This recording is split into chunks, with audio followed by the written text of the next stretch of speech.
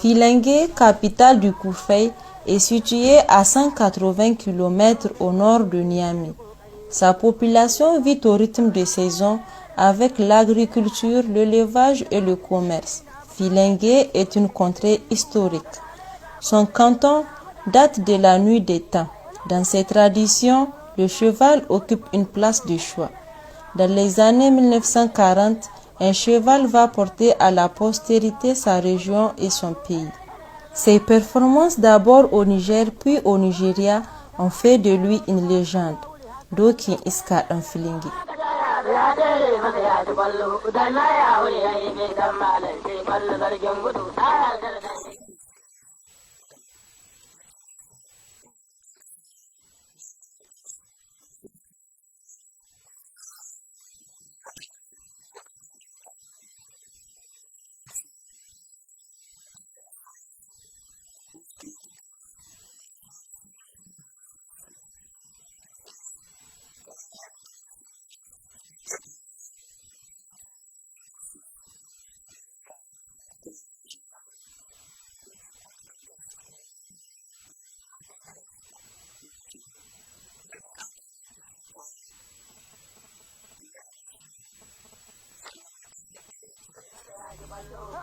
Étant très jeune, Adam Abouba Ahmed, fils du propriétaire, raconte non sans nostalgie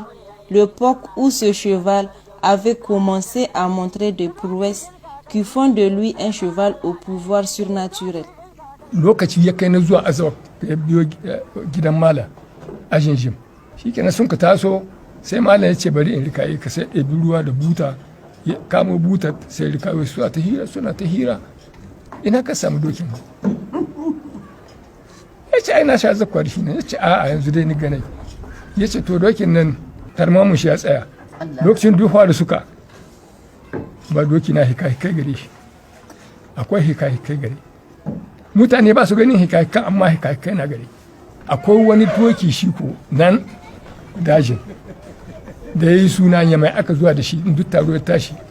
shi da tseriya na da Allah ya fara bayyana abin sun taso da can sai ce kai me yasa dokin ga ya kai wurin suka ba ka sa suka ya ce a mai dokin na bai son in yi sukan shi kuma ban son abin da ya bata mai rai sai ce a indan jawadi mu duna mu da kai sai ka fara suka da shi saba wallahi dokin nan naku in ba Allah ya gyara ba ko dokin mu sai ya tsere dokin mu shi ke na ce a'a da Allah bai da haka a sha ko da suka hira nan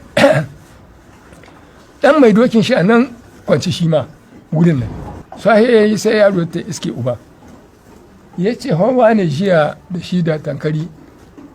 sun ce dokin nan dan hilinge zuwa gaba sai hai dokinka suna tarshe shi kenan sai zaka shi na wada abubuwa abin gana ka reni ne yanzu dokin maragaicin dokin ka da kowa ki sayan shi hilinge aka ce a ce da doki na ya ce wa ya kama ga magana a ku walaƙaci na adaran ga kuran mutane faɗa sai da akwai zubar ma akwai shinka akwai wani sai sun ce kai mahaukaci kake wani na faɗa ma ga magana da wani aka ji ta sai ce ɗanɗan shi an ce a baka da gaskiya baka da kirki tun da ka biyayya yaro ɗanɗanka an ka ba shi hankuri ya koma ashe bai hankuri ba yanzu da koma shi gida sai sa riga shi kamar wani neman gashi sai ya yi hilinge kanin su ko da ya zaka hanci ya yi mutane duk suna fada sarki mallam bai hito ba sai sarki mallam ya hito sai iske shi ce a'a dambaji lafiya ka yi wasab ko haka ya ce a'a adaran ga da kun ka bari kun ka masu daɗi kun ka masu gonaki suna da son sauran muna mara gashin dokin gana shi da kowa ya sanin shi garin gashi ya saye shi wai shi aka ce yanzu ya tsere doki na ya ce to shi ana rigima ana duk garrama noma da damana sai ce to yanzu makaɗa ka tashi kai shela ka ce da la'asar kowa shiga ne bakin aeroport nan bakin makon jirgi kowa la'asar ta yi an ka hidda kiɗi can ganga mutane sun ka taru cincirin sai sun ka zaka yanzu a kai su gohon duci na tarkasa a kai su haccan a jero ai shi dole shi da abubuwan doki shi da tseriya shi nan an ka sa dogare tare da su an ce ta su jero su na an taru tankar ya ce shi geza ɗaya kame da ya kafarin hili an ka nan cikin karukan ga kwakkata sa na akwai sai an ka ce kai ga wani doki guda can an ka ce wanda sabu tseriya nan yamin ai gaskiya ta yi halin da shi a ta murna kowa babu wanda ya magana shi ɗaya shi kai shi kawo shi kenan an ka jima sun ka hito da hili da sai an ka ce kai dokin ga ba na dambajina ba ana tsoron hoya mutsun dokin ga shi na shi kenan shi a ce a'a ba shi na ba shi na yalla faduwa yayi ya ce dokin shi faduwa yayi a bari sai zaka sarki mallan ya ce na mi zaka rigima bai kai rigima bari ma shi zaka in faduwa yayi dokin yaro ai shi na hudi kuma ga hili na a koma bari son yin jan tashin hankali shi kenan ana nan an jima sannan ka cinkaye shi can tahi ya zaka sai ce shi tarbe shi sai sarki mallan ya ce a dakanta nan ba kai adda magana ba bari ya zaka ni na zan tambaye shi ba kai da tambaye shi ba ya hasara shi kenan ya zaka jaye doki sarki mallan ya ce mai yaro in shin ba faduwa na kai ba ya ce wallahi ban faduwa to wallahi ya me ya samu doki ya ce wallahi tun lokacin da an ka sake mu ni ban ganin shi ma doki ƙawahun shi ban ganin su da su kan ƙasa ko guda ba su kan ƙasa ya ce a ƙana da maji ya ce mai doki wancan ya ce to a ƙana ko ba ka yarda ba kuma a koma in dai ba ka yarda ba a koma sannan ce a abubuwa dokin ka ya hidda sunan hilinge insha Allah ya hidda kuma an tashi taro yanzu da shi aka zuwa to haka ne aka yi suka ana zuwa da shi yamayin nan sai da su can kasar Najeriya sun ka ji labarin shi sarki Isa ya ji labarin doki sai rubuto takarda zuwa da sarki mallan ya ce dokin nan na garin ƙasar ka da nishi ya yi suna ya son shi ga doki biyu na basuwa ko ka hurhura min ko kuma ka faɗa min ko nawa zan sayan shi tun da sassa sun tashi da sai sarki mallan sai izo dogari sarki mallan ya ce ka bada dokin nan shi ya son shi aika shi sa'annan sai ya ce maka tankari sai ka sa mai ragama ka jawo mai ka bashi lokacin da ya ka bakin garka yayi bazgin ƙasa ya koma sake hitsari tankari ya ce dokin ga bai komowa ce kai ku bari in tashi in ta yin gani in ji in tambayi sarki mallan ina na an kai doki wani waje ne sai ce to sun ka ce mai to sai in ka taho kenan ya tahi wada ya gaida sarki ya kare sai ya kare shi sun ka shiga guguwa su da shi ya ce dokinka na yi kyauta da shi ya ce a'a ka kyauta da shi in za ka kyauta da shi in kiyaban nan ta doki abinda a tsakanina da kai ya ce babu komi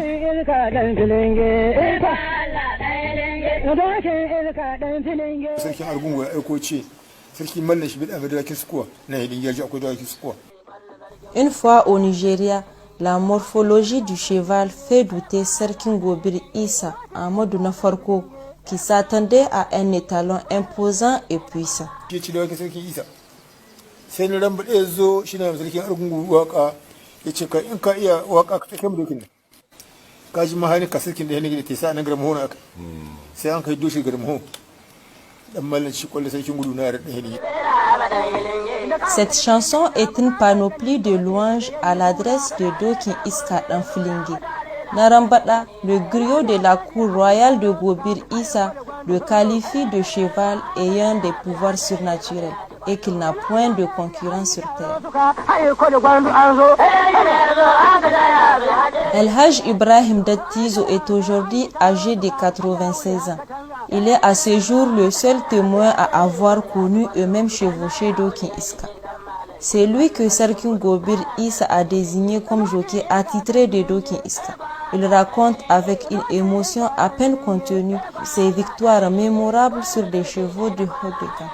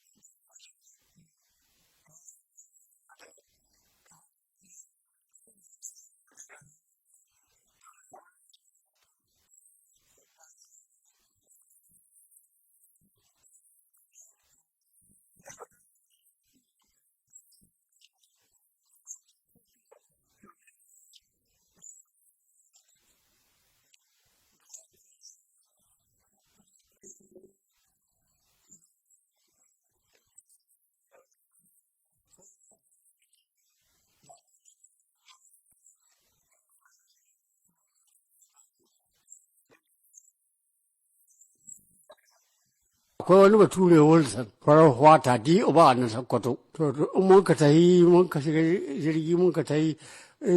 shina da kasala ni ka hawa. In ko bai da kasala sai in ban mai shi saboda awo saboda an yi min kahu na dalma.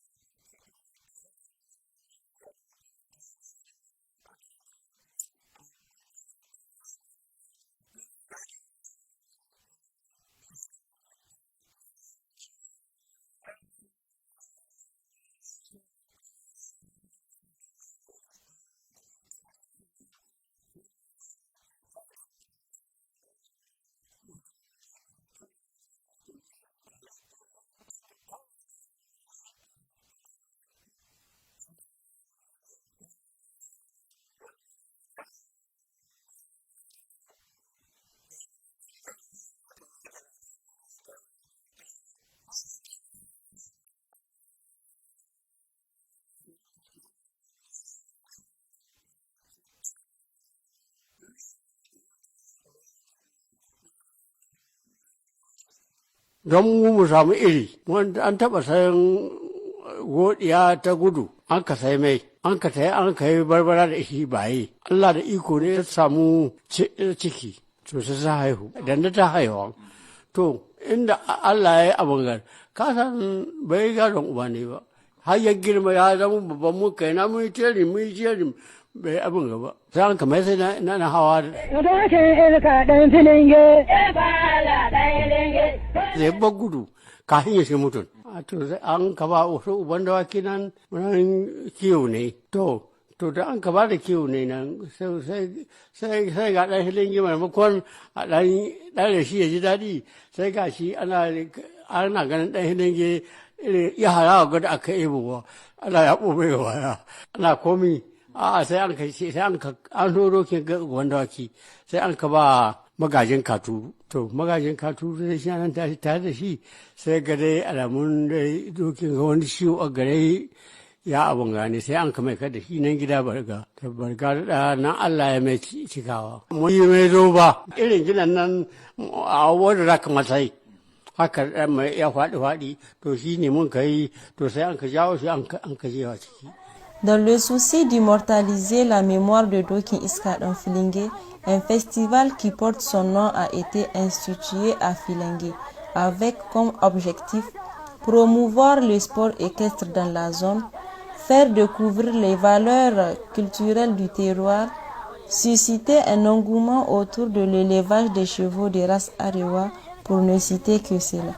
Soutenu par les plus hautes autorités du Niger, ce festival est à sa 4e édition. Le festival Dokin Iska, donc, qui est organisé depuis 5-6 ans. Il y a eu 4 éditions, nous sommes à la 5e édition. Pour les préparatifs de cette 5e édition, le comité a trouvé utile, sinon nécessaire, de faire en sorte qu'on fasse venir le jockey de Dokin Iska, donc notamment à l'âge pour que nous puissions montrer aux Nigériens, aux citoyens du Koufei, à l'ensemble du monde, ce monsieur qui a, pendant en tout cas plusieurs années, chevauché le fameux cheval appelé Dokin Iska Egelini. Nous avons choisi de le faire venir pour documenter davantage le festival, pour capitaliser davantage et surtout faire revivre l'histoire de ce cheval. C'est vraiment un élément symbolique du Koufei. Et surtout, c'est le cheval qui a fait sortir le nom de notre entité Filingue. Aujourd'hui, dans le monde entier, dès qu'on parle de la course, on se rappelle très bien de Dokin Iska Dan Filingue.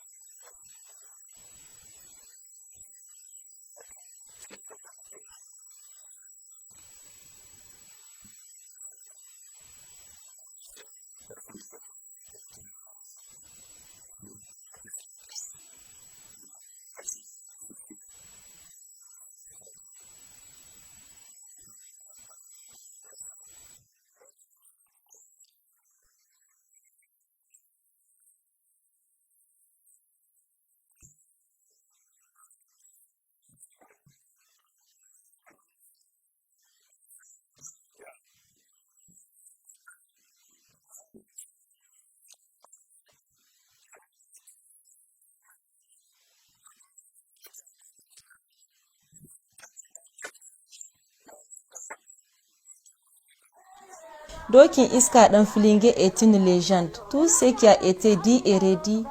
l'a été par la tradition orale. L'histoire de Dokin Iska manque de documentation pour avoir un récit fiable. Aujourd'hui, c'est le constat amer.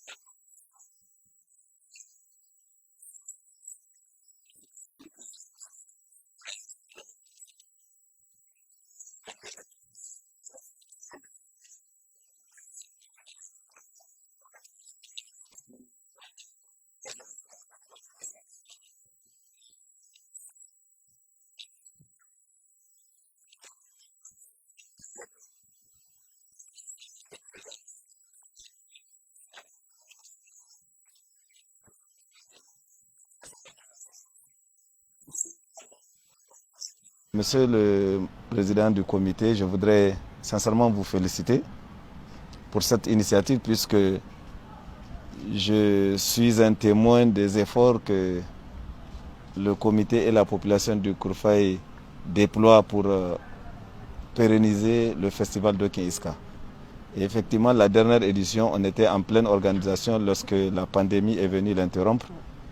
Je savais qu'à l'occasion, il était prévu que ce joker de Dokin Iska puisse être invité. Mais mieux vaut tard que jamais, il est là parmi nous, c'est une fierté. Je voudrais vous encourager dans ces initiatives, puisque Dokin Iska en soi est une histoire du Kourfaï, c'est une histoire du Niger. C'est parti au-delà des frontières de notre pays. Et donc aujourd'hui, qu'on puisse avoir des symboles vivants de Dokin Iska, je pense que c'est pour nous une fierté et je vous en félicite. Et mieux encore, vous avez fait venir avec le joker le fils de celui à qui on a donné le Dokin Iska, qui vit aussi au Nigeria.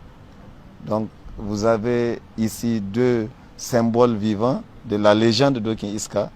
qui prouvent à toute la communauté nationale et internationale que ce cheval a bel et bien existé et ce cheval est porteur d'une histoire qui appartient désormais à notre patrimoine culturel. Capitaliser ces genres d'initiatives, immortaliser ces événements, et je pense que ça va renforcer davantage ce festival. Vivement 2021 pour que l'édition soit effectivement organisée.